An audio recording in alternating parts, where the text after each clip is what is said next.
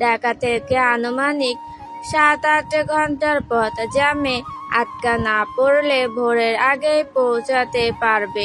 সে আগেই ঠিক করেছিল সকালে গিয়ে মেয়েটাকে সারপ্রাইজ দিবে, কিন্তু সন্ধ্যাবেলায় অপ্রত্যাশিত কিছু দৃশ্য দেখে সে নিজের সিদ্ধান্ত চেঞ্জ করেছে। তার এখন শরীর মন দুটোই ওই বিচ্ছু মেয়েটাকে চাচ্ছে, অথচ আগে কখনো এমনটা হয়নি তার সাথে। কতবার মেয়েটাকে গভীরভাবে দেখেছে, তখন মনটা এত অস্থির হয়নি যতটা আজ হচ্ছে। প্রেমে পড়লে বুঝি এমনই হয়, জীবনটা এলোমেলো হয়ে যায়, না চাইতো হৃদয়টা বেইমানি করে বসে। আধা জোরে শ্বাস নিয়ে এক হাতে ফোনের লক খুলে স্ক্রিনের দিকে তাকায়, যেখানে আলোর হাস্য উজ্জ্বল ছবিটা জ্বলজ্বল করছে। এই ছবিটা সে লুকিয়ে তুলেছিল। মেয়েটা বাগানে টুনাটুনিকে নিয়ে খেলছিল আর খিলখিল করে হাসছিল। আদার এক দৃষ্টিতে কিছুক্ষণ তাকিয়ে থেকে ফোনটা নিজের বুকের মাঝে চেপে ধরে অস্পষ্ট স্বরে বিড়বিড় করলো, আদার খানের পুরো অস্তিত্ব জুড়ে রয়েছো তুমি। প্রতিটি নিঃশ্বাসে তোমাকে অনুভব করি। এই 4টা দিন আমার কাছে 4 বছর সমান মনে হয়েছে। সে খবর কি তুমি রাখো মেয়ে?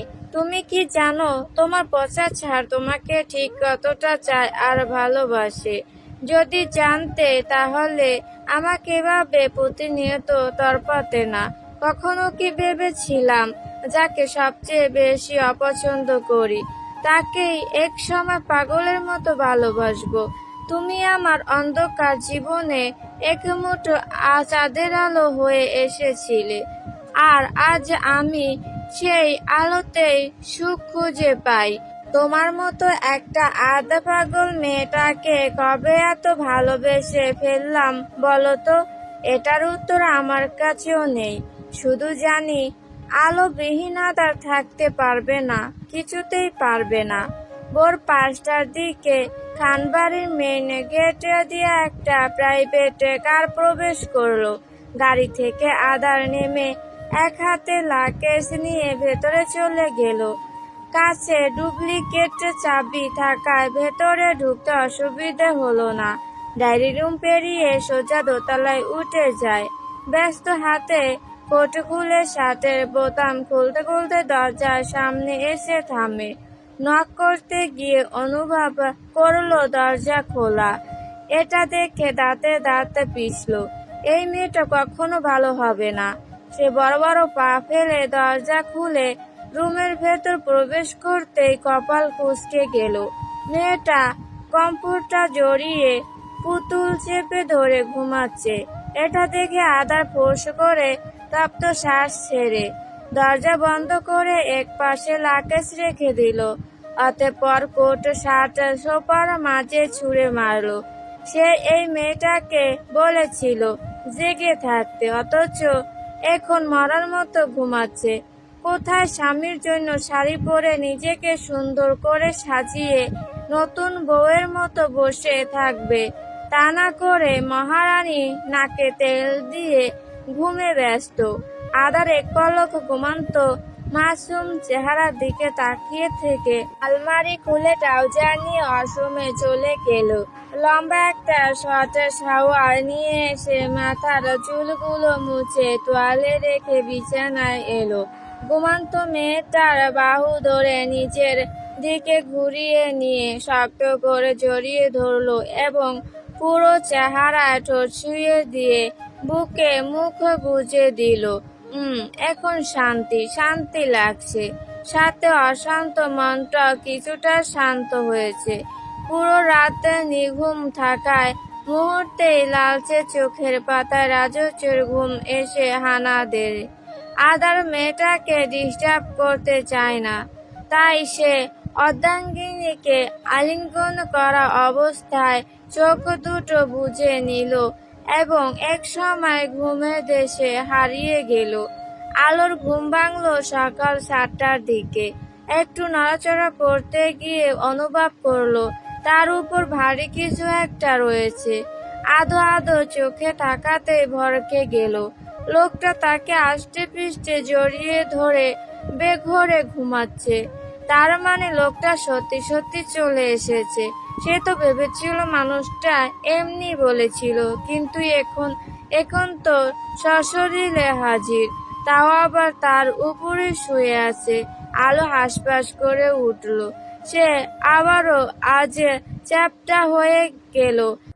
জান, ডোন্ট ডিস্টার্ব মি। ছাড়ের ঘুমো ঘুমো কণ্ঠস্বর শুনে আলো ফিদা হলো, তবে আপাতত শরীরের ব্যথার কাছে সেটা নিয়ে ভাবলো না। সে হাসপাস করতে করতে বলল, উঠুন স্যার, আমি চ্যাপ্টা হয়ে গেছি। আদা যেন আজ অবাধ্য হলো। সে আরো গভীরভাবে আলিঙ্গন করে ফিসফিসিয়ে বলল, শুধু চ্যাপ্টা কেন, ভেঙে চুরে গুড়িয়ে যাও। সাত সকালে আপনার সাথে জর্গা করার মুড নেই আমার। এখন আমার উপর থেকে সরুন। ঘুমাবো আমি। তো ঘুমান না, কে আপনাকে বাধা দিচ্ছে? শুধু আমাকে ছাড়ুন। কোলবালিশকে সারা ভালো ঘুম হবে না। এহেন কথা শুনে আলোর চোখ দুটো বড় বড় হয়ে গেল। সে অবাক কণ্ঠে জিজ্ঞেস করলো, আমাকে দেখে আপনার কোলবালিশ মনে হচ্ছে? আদার বুকে নাক ঘষাঘষি করে বিড়বিড় করলো, ইয়েস জান, ইউ আর মাই সফট কোলবালিশ। জীবন্ত কোলবালিশ। আলো দাঁতে কিরমির করে বলল, ওয়াশরুমে যাব, যেতে হবে না। আলো হতাশ হলো। মাঝে মধ্যে এই লোকটার কি হয় কে জানে, তবে হুটহাট এমন পাগলামি তার ভালোই লাগে। সে আনমনে হেসে মানুষটাকে জড়িয়ে ধরলো। আর কিছুক্ষণ চুপ থেকে মাথা তুলে কাছে এগিয়ে এসে কপালের মাঝে ঠোঁট ছুঁয়ে সরে যায়। কিন্তু আলো চলে গেল না। সে সামান্য উঠে স্বামীর দিকে ঝুঁকে মাথার চুলের ভাঁজে বাম হাতে গলিয়ে দিয়ে শুধালো, ঘুম পাড়িয়ে দিব? আদার কিছু না বলে দুহাতে কোমর জড়িয়ে ধরে নরম বুকের মাঝে মুখ গুজে রাখলো। আলো মুচকি হেসে আলতো হাতে চুলে বিলি কেটে দিতে লাগলো, কিন্তু লোকটার গরম নিঃশ্বাসের জন্য তার শরীরটা শিরশির করছে। আলো ওসবে পাতা না দিয়ে স্বামীর মাথার মাঝে ঠোঁট ছুঁয়ে বিড়বিড় করলো, পচা সারের পচা স্বভাব। আজ বিকেলে তিথিকে দেখতে এসেছে মির্জা বাড়ির লোকজন, মূলত আদারই রেখেছে। শাহ পরিবারকে তারা না করে দিয়েছে। যেখানে মেয়ের মত নেই সেখানে জোর করে বিয়ে দেওয়ার কোনো মানেই হয় না। শুধু শুধু তিনটে জীবন নষ্ট করা। পরিবারের সকলেই ডাইনিং রুমে উপস্থিত। তামিনা খান প্রথমে আপত্তি করলেও এখন মির্জা বংশের সবকিছু জেনে রাজি হয়ে গেছে। তার মেয়েটা যে বেঁচে বেঁচে খাঁটি সোনা নিজের জন্য চুজ করেছে, এটা ভাবতেও গর্বে বুক ফুলে উঠেছে। দু পরিবার মিলে আলাপ আলোচনা করে সামনের সপ্তাহে এনগেজমেন্ট করার সিদ্ধান্ত নিলেন। তিহানের লেখাপড়া শেষ এবং ও অফিসে জয়েন হওয়ার 1 মাস পর বিয়ে দেওয়া হবে দুজনকে। এতে কারোই কোনো আপত্তি নেই, বরং সবাই খুশি, বিশেষ করে তিথি আর তিহান। সো ম্যাডাম, ফাইনালি আপনার পরিবারের মন জয় করতে পারলাম। তিহানের কথা শুনে তিথি মাথা নিচু করে হাসলো। ছেলেটা তিথির দুপাশে দেয়ালের ওপর হাত রেখে বাহু জোরে আবদ্ধ করে নিল। তারপর ঝুঁকে এসে ফিসফিসিয়ে বলল, বিনিময়ে কিছু পাবো না? তিথি সরু চোখে তাকিয়ে বলে, এই পুরো আস্ত আমিটাকেই তো পাচ্ছ, সেখানে আবার তোমার কি চাই? তোমাকে নিজের করে পেতে এখনো বহু দেরি আছে। তো এখন একটা কিস চাই। তিথির দুগাল রক্তিম আবা ফুটে উঠল। সে লজ্জায় এদিক ওদিক তাকাতে তাকাতে বলল, চট্টগ্রাম থেকে এখানে আসার সময় কিস করেছিলে, তাহলে এখন আবার কেন? তিহান রমণীর লিপস্টিক দেওয়া ঠোঁটের দিকে এগিয়ে এসে ফিসফিস করে বলল, এখন চলে যাব তাই। তিথি চোখ বুজে দুহাতে পরনের শাড়ি খামচে ধরল, আর তিহান হারিয়ে গেল তার প্রশির কোমল ঠোঁটের মাঝে। ওদিকে আলো ননদের রুমের দরজা খুলে কিছু বলতে যাবে, তখনই সামনে দৃশ্য দেখে কথা গলায় আটকে গেল। বেকুব মেয়েটা চোখ বড় বড় করে সামনের দিকে হা করে তাকিয়ে আছে। তখনই একজোড়া হাত এসে তার চোখ চেপে ধরে ওখান থেকে নিয়ে গেল। কোন শালারে এইভাবে চোখ ধরেছে? শালা নয়, তোমার স্বামী। আলোর ছটফটানি বন্ধ হয়ে যায়। চোখের ওপর থেকে হাত সরাতে সে কয়েকবার পলক ঝাপটিয়ে সামনে তাকায়। হালকা ঝাপসা ঝাপসা দেখছে সে। দুহাতে চোখ কসলিয়ে বিরক্তির কণ্ঠে বলল, কি সমস্যা আপনার? আদার প্যান্টের পকেটে দুহাতে গুজে এক ভুরু উঁচিয়ে জিজ্ঞেস করলো। ওভাবে হা করে কি দেখছিলে তখন? কই কিছু না তো। একদম মিথ্যে বলবে না। অন্যের রোমান্স দেখতে লজ্জা করে না? আরে দুর্বল, আমি ইচ্ছে করে দেখেছি নাকি? আদার কটমট করে তাকায়। বাসা ঠিক করো বেদব। শুরু থেকে আমার বাসা এমনই ছিল। ছাড়, তুমি কি আমার সাথে ঝগড়া করতে চাচ্ছ? আলো হেসে মাথা নাড়িয়ে বলল, রাইট স্যার। আপনার সাথে বহুদিন ধরে ঠিকমতো ঝগড়া করা হয়নি। আমার তো মুখ নিষ্পিস করছে ঝগড়া করার জন্য। আমারও মুখ নিষ্পিস করছে। তাহলে আর কি, চলুন নিজের মুখের ইচ্ছেটাকে পূরণ করা যাক, কি বলেন? আদার বাঁকা হেসে ধীর পায়ে এগিয়ে আসতে আসতে হিসিয়ে বলল, ওকে ডান। আলো লম্বা শ্বাস নিয়ে ঝগড়া করার জন্য মুখ খুলল, কিন্তু কোনো শব্দ বের হলো না, বরং তার ঠোঁট জোড়া লোকটার দখলে। আলো আমকের মতো দাঁড়িয়ে রইল। সে কি ভেবেছিল, আর এই লোকটা কি করছে? আপনি আপনি আমার দামি লিপস্টিক খেয়ে ফেলেছেন। এখন 1000 টাকার নোট বের করুন। অনেকটা সময় পর মেয়েটা ঠোঁট জোড়া ছেড়ে দেয় আদার। তখন আলো জোরে জোরে শ্বাস নিতে নিতে নিজের ফুলে ওঠা ঠোঁটে হাত ছোঁয়ায় এবং উপরোক্ত বাক্যগুলো বলে উঠে। আদার রুমাল বের করে নিজের ঠোঁট মুছতে মুছতে চোখ মুখ কুঁচকে বলল, লিপস্টিক এত তিতা কেন? নিশ্চয়ই কোনো সস্তার দোকান থেকে নিয়েছো। আলো ধরা পড়েও দাঁত কেলিয়ে বলল, একদম ঠিক হয়েছে। আপনি যেমন তিতা করলার রস, এখনখান বউয়ের লিপস্টিকের তিতা রং। আদা চলে যাওয়ার সময় দাঁতে দাঁতে চেপে বলল, যদি পেটে খারাপ হয় তাহলে আপনার কপালে ভয়ানক শাস্তি রয়েছে মিসেস খান। পিছন থেকে আলো চিল্লিয়ে উঠল, কেন কেন? আমি কি বলেছিলাম ঝরকার বদলে চুমু খেতে?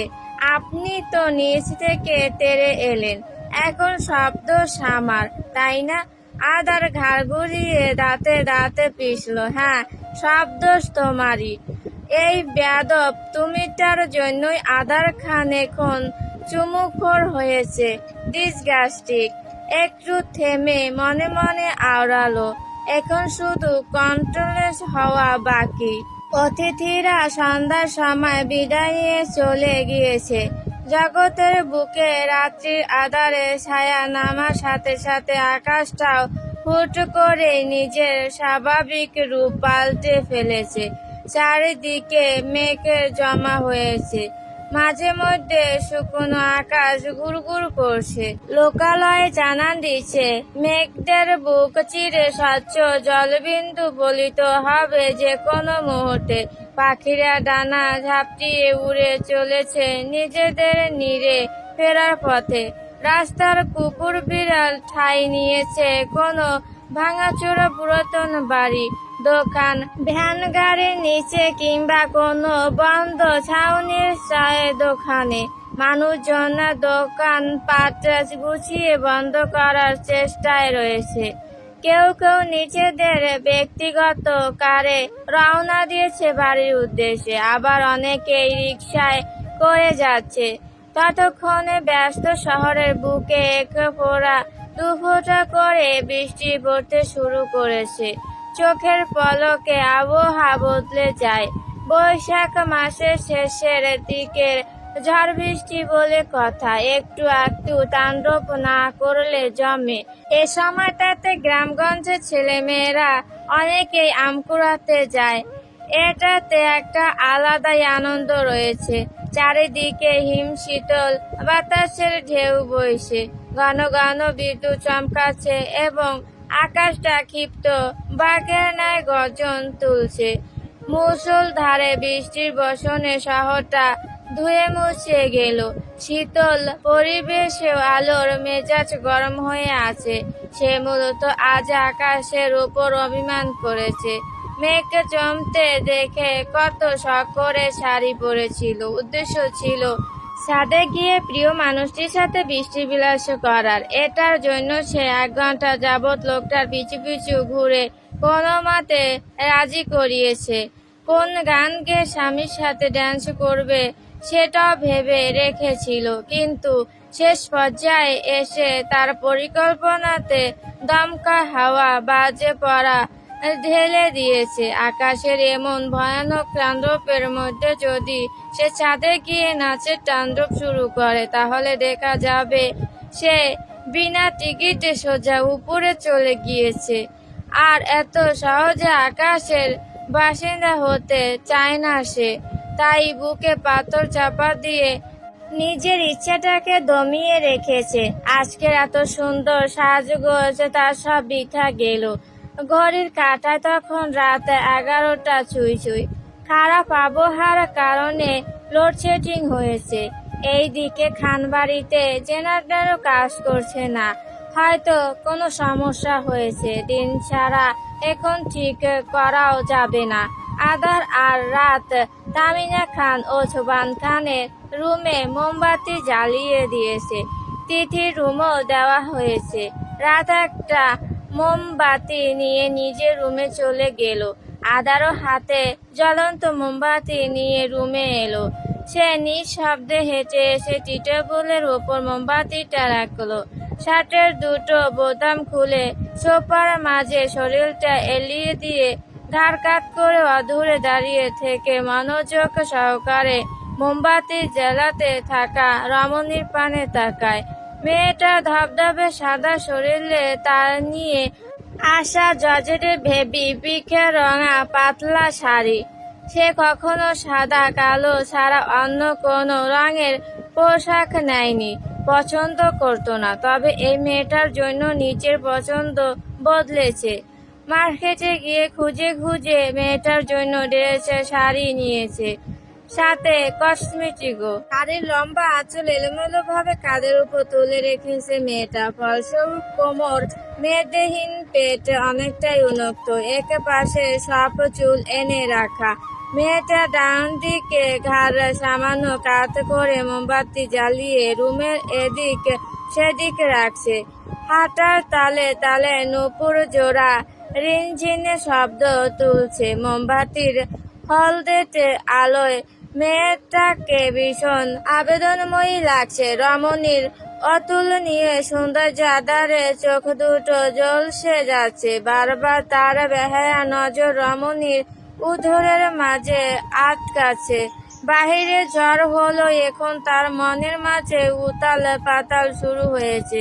আলো নিজের কাজ শেষ করে ড্রেসিং টেবিলের সামনে এসে কানের দুল ও দুহাতের চুড়িগুলো খুলে রেখে দিল। খোলা চুলগুলো হাতে খোপা করে আলমারি খুলতে শুনতে পেল, চেঞ্জ করতে হবে না।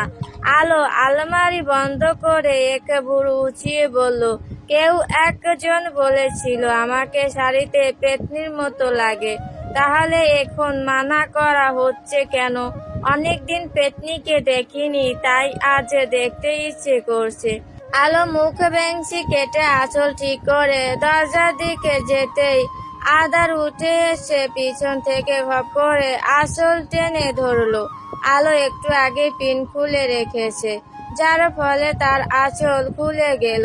সে তরক করে পিছনে ফিরে ঝাঁঝালো কণ্ঠে বলল, এই আপনার সমস্যা কি? শুধু এটা সেটা ধরে টানাটানি করেন কেন? আদার প্রত্যুত্তরে কিছু বলে না, শুধু অপলক নয়নে তাকিয়ে আছে মেয়েটার দিকে। নজর সরিয়ে নিতে চাইলেও পারছে না। সে অত আপত্তি করছে কেন? এই মেয়েটা তো তারই, শুধুমাত্র তার ব্যক্তিগত বউ। তাহলে দেখা যায়। অন্যদিকে আলো নিজের ওপর মানুষটার গভীর দৃষ্টি অনুভব করে পিছনে ঘুরে দাঁড়ায়। আঁচল ধরে টানাটানি করার সময় আদা নিচে থেকে ছিঁড়ে দিল। জিজ্ঞেস করলো, কোথায় যাচ্ছিলে? আলো আঁচল ঠিক করতে করতে জবাব দিল, ঘুম ধরছে না, তাই ভাবলাম চা খেতে খেতে বৃষ্টি দেখবো। তুমি রুমে থাকো, আমি বানিয়ে আনছি। একথা বলে আদা চলে গেল। ফিরল কিছুক্ষণ পর, বউয়ের হাতে চায়ের কাপ দিয়ে নিজে কফির মগ নিয়ে সোফায় বসলো। আলো ধোয়া ওঠা চায়ে চুমুক দিয়ে মুচকি হেসে বলল, বৃষ্টির সময় এমন মজাদার চা পেলে মন্দ হয় না স্যার। আদা কফির মগে লম্বা চুমুক দিয়ে ধীরকণ্ঠে বলল, ঠিক আছে, আজ থেকে না হয় বৃষ্টির সময় তোমাকে চা বানিয়ে খাওয়ানোর দায়িত্বটুকু আমার। আপনি খুব ভালো। আলো একগাল হেসে কথাটি বলে বারান্দায় চলে গেল। আদার সেদিকে তাকিয়ে থেকে এক নিঃশ্বাসে কফি শেষ করলো। তারপর বিড়বিড় করে বলল, আজ যদি একটু খারাপ হই তাহলে কি খুব বেশি ক্ষতি হয়ে যাবে? কোনো জবাব এলো না। আদার দুহাতে মাথার চুল খামচে ধরে বসে থাকলো। সে মেয়েটাকে আরো সময় দিবে নাকি নিজের শুকনো চাহিদাকে পূরণ করবে ঠিক বুঝতে পারছে না। তার মনটা বড়ই ছটফট করছে মেয়েটাকে একান্তই কাছে পাওয়ার জন্য, অথচ মাথামোটা বউটা তার কিছুই বুঝে না, শুধু শুধু সে অসহনীয় যন্ত্রণায় পড়ছে। আলো ব্যালকনিতে দাঁড়িয়ে থেকে বৃষ্টি দেখছে আর চা খাচ্ছে। ইচ্ছে তো করছে ভিজতে, কিন্তু বজ্রপাত ও ঝড় ঝাপটার জন্য ইচ্ছেটা গায়েব হয়ে যায়। এই খারাপ আবহাওয়াতে ভিজলে দেখা যাবে বিদ্যুতের ঝটকা খেয়ে কালিয়াভূত হয়ে আকাশে উড়াল দিয়েছে। তাই আপাতত সে এই ঝুঁকি নিতে নারাজ। আলো বাম হাতে নাড়িয়ে বৃষ্টির শস্য পানি শুয়ে দিল। বাতাসের দাপটে পানি উড়ে এসে তার সর্বাঙ্গ ভিজিয়ে দিচ্ছে। মৃদুভাবে শাড়ির আঁচল খোলা চুল উঠছে। এক মনে বৃষ্টির ভয়ঙ্কর সুন্দর দৃশ্য উপভোগ করছিল আলো। তখন উন্মুক্ত কাঁধে গরম নিঃশ্বাস আসছে পড়লো। তবে সে পিছনে ফিরে তাকায় না, কারণ সে জানে এই মানুষটা কে হতে পারে। মিসেস খান। বৃষ্টি তোমার খুব প্রিয়, তাই না? খুব। আলো হেসে জবাব দিল। একটু পরে নিজের উদরের মাঝে শক্তপোক্ত পুরুষালী হাতের গাঢ় স্পর্শে কেঁপে উঠল তার নারী দেহ। আলো চায়ের কাপ শক্ত করে চেপে ধরল। আদার অনেকটা সময় নিয়ে অর্ধাঙ্গিনীকে জড়িয়ে ধরে খোলা চুলে মুখ ডুবিয়ে রইল। তারপর ধীর কণ্ঠে আওড়ালো, আজ এই মুহূর্তে যদি আমি ভীষণ অবাধ্য হই তাহলে কি তুমি মাইন্ড করবে? আলো বুঝতে পারল না, তাই সে জিজ্ঞেস করলো, মানে? আদার চোখ বুজে ঘন ঘন শ্বাস প্রশ্বাস নিয়ে ফিসফিসিয়ে বলল, আজকের রাতটা একটু স্পেশাল ভাবে উপভোগ করতে চাই। তা করুন না। আমি কি আপনাকে বেঁধে রেখেছি না বস্তায় পুরে রেখেছি? আজ রাতের সঙ্গী হবে আমার। আলো পিছনে ফিরে চোখ দুটো ছোট ছোট করে জিজ্ঞেস করলো, আমি না হলে কি অন্য কাউকে সঙ্গী বানাবেন? ভেবে দেখতে পারি। প্রিয় মানুষটির কথা শুনে আলোর মুখটা ভার হয়ে গেল। সে গম্ভীর কণ্ঠে বলার চেষ্টা করলো, আপনি যদি অন্য কারোর সাথে বৃষ্টি উপভোগ করেন তাহলে আমিও বাহিরে গিয়ে অন্য কারোর সাথে ঘুরবো ফিরবো, নাচবো, আড্ডা দিব। আলা ঠোঁট কামড়ে হাসলো। ঝুঁকে এসে কানে লতিতে ঠোঁট ছুঁয়ে শেষিয়ে বলল, আমি আজ যা করবো সব তোমার সাথে, but I am not interested. Other কিছু একটা ভেবে আলোকে ছেড়ে দিয়ে সোজা হয়ে দাঁড়িয়ে কপালে সাইড করতে করতে বিড়বিড় করে বলল, ভেবেছিলাম আজ তোমাকে একটা চমৎকার সারপ্রাইজ গিফট দিব, বাট এখন আর ইচ্ছে নেই।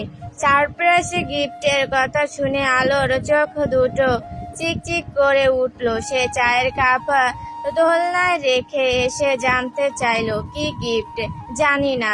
আলো থমথমে মুখে বলল, এটা আগে তো বলবেন। আচ্ছা, আমি আপনার সঙ্গী হব। আজ পুরো রাত আপনার সাথে বৃষ্টি উপভোগ করব। ওকে। আদার মনে মনে বাঁকা হাসলো। সে এগিয়ে এসে রমণীর কোমর চেপে ধরে ফিসফিসিয়ে বলল, যা বলছো ভেবে বলছো তো? আজ কিন্তু পুরো রাত আমাকে দিতে হবে, চাইলেও ছাড়া পাবে না। আলো ঠোঁট কামড়ে ভাবতে লাগলো, একটা রাতই তো জেগে থাকতে হবে। প্রিয় মানুষটির পাশে বসে থেকে কাঁধে মাথা ঠেকিয়ে বৃষ্টি উপভোগ করার ভাগ্য কয়জনের হয়। তাই সে অত কিছু না ভেবে রাজি হয়ে যায়। তারপর বলে, এখন আমার গিফট দিন। আদার পিলসে হেসে প্রিয়তমার গালে বিদ্যা আঙুল দিয়ে সাইড করতে করতে হাসি স্বরে বলল, দেব। আজ তোমাকে এমন একটা সারপ্রাইজ দিব যেটা তুমি চাইলেও কখনো ভুলতে পারবে না। বিশেষ করে আজকের এই রাতটা বাকিদের কাছে আজ রাতটা বৃষ্টিময় হলো, তোমার কাছে হবে সুখময় রাত। আলো মুচকি হেসে স্বামীর গলা জড়িয়ে ধরে শান্ত গলায় বলল, আপনি আমার পাশে থাকলে আমি সবসময় সুখী। আদার মাথা নিচু করে ঠোঁটের কোণে শব্দ করে চুমু খেয়ে ঠান্ডা গলায় শুধালো, সারপ্রাইজ গিফট নেওয়ার জন্য প্রস্তুত মিসেস আদার খান? আলো খুশিতে বাকুম। তার গিফট পেতে প্রচুর ভালো লাগে, আর সেটা যদি হয় ভালোবাসার মানুষটির তরফ থেকে, তাহলে তো আর কথাই নেই। তাই সে চটজলদি মাথা নাড়িয়ে বলল, হ্যাঁ হ্যাঁ, আমিও দেখতে চাই আপনি আমাকে এবার কি দেন। তবে যেটাই দিন না কেন আমি খুব খুশি। আদার কিছুক্ষণ অপলক নয়নে মেয়েটার হাসি মাখা মুখের দিকে তাকিয়ে থেকে চট করে পাছা কোলে তুলে নিয়ে রুমের দিকে পা বাড়ায়। পুরো রুম জুড়ে তখন মোমবাতি সোনালি আলোয় আলোময় হয়ে আছে। বাতাসের ঝালনার পর্দাগুলো এলোমেলো ভাবে উড়ে চলেছে। হালকা বৃষ্টির ঝাপটাও আসছে। পিঠের নিচে নরম বিছানার স্পর্শ পেতেই আলোর ভ্রু কুঁচকে গেল। সে কিছু বলার জন্য মুখ খুলতে যাবে, তখনই অনুভব করলো একজোড়া কোমল পুরু ঠোঁটের মাঝে তার ঠোঁটজোড়া হারিয়ে গেছে। আলোর চোখ দুটো বিষমে বড় বড় হয়ে গেল। সে আদৌ কেমন রিয়াকশন দিবে ঠিক বুঝে উঠতে পারলো না। ওই থেকে এক ছোড়া ঠোঁট ক্রমশই তার ঠোঁটের ভাঁজে প্রবেশ করে চলেছে। আলো দুহাতে বিছানা চাদর খামচে ধরে চোখ বুজে নিল। এক পর্যায়ে এসে শ্বাস নিতে না পেরে ছটফটিয়ে উঠল। তবে আদার আশে তাকে একটুও ছাড়লো না, উল্টো আরো গাঢ় ভাবে চুমুক করতে উন্মত্ত হলো। আপনি। আলো জোরে জোরে শ্বাস নেওয়ার চেষ্টা করে কিছু বলতে চাইলো, কিন্তু পারছে না। আর একটু হলেই সে নির্ঘাত দম আটকে মারা যেত। সে একটু সময় নিয়ে নিজেকে তটস্থ করে কিছু বলবে, তখনই খেয়াল করলো লোকটা কেমন নেশা ভরা চোখে তাকিয়ে থেকে ব্যস্ত হাতে শার্টের বোতামগুলো খুলছে। আলো অজান্তে ভয়ে শুকনো ঢোক গিলে কাঁপা কাঁপা গলা জানতে চাইলো, ও অমন করে তাকিয়ে আছেন কেন? আর শার্টই বা খুলছেন কেন? আপনি না একটু আগে বললেন বৃষ্টি উপভোগ করবেন? তাহলে করবো তো, বাট বৃষ্টি নয় তোমাকে। আলো আতঙ্কে উঠল, তড়িঘড়ি করে কিছু বলতে যাবে, তখনই আদার ঝুঁকে এসে ঠোঁটের মাঝে তর্জনী আঙুল রেখে হিসিয়ে বলল, চুপ, একদম চুপ, কোনো কথা বলবে না, শুধু আমাকে অনুভব করবে। আজ এই মুহূর্তে যা কিছু হয়ে যাক না কেন, তবুও আমাকে বাধা দেওয়ার চেষ্টা একটুও করবে না, কারণ আজ আমি ভীষণ অবাধ্য হব। যতটা অবাধ্য হলে তোমার মাঝে নিজেকে সম্পূর্ণ বিলীন করতে পারবো, ঠিক ততটাই অবাধ্য হতে চাই। একটু থেমে পুনরায় আওড়ালো, কষ্ট হলো আজ রাতটা আমাকে সহ্য করে নেও যান। একথা বলে আদা নিজের সমস্ত ভার আলোর ছোট শরীরের উপর ছেড়ে দিল। এক হাতে ঘাড় চেপে ধরে প্রিয়তমার রক্তিম সুষ্ঠুদায় আঁকড়ে ধরলো, অপর হাতে কম্ফর্টার টেনে দুটো শরীরকে ঢেকে নিল আবরণের আড়ালে। সময়ের সাথে সাথে আদার খান বার্ধলোকে খোলস ছেড়ে বেরিয়ে এলো। অতএব আজ দুটো দেহ প্রাণ একে অপরের সাথে মিলেমিশে একাকার হলো। দুজনের মাঝে সমস্ত দূরত্ব ঘুচলো, উন্মোদনা বাড়লো, শ্বাস প্রশ্বাস ঘন হলো। একই সাথে দুজনের মধ্যেকার অদৃশ্য দেয়াল ভেঙে চুরে নতুন জীবনের সূচনা ঘটলো। তাদের এই সুন্দর গভীর মিলনের সাক্ষী হয়ে রইল একটি বৃষ্টিময় রাত।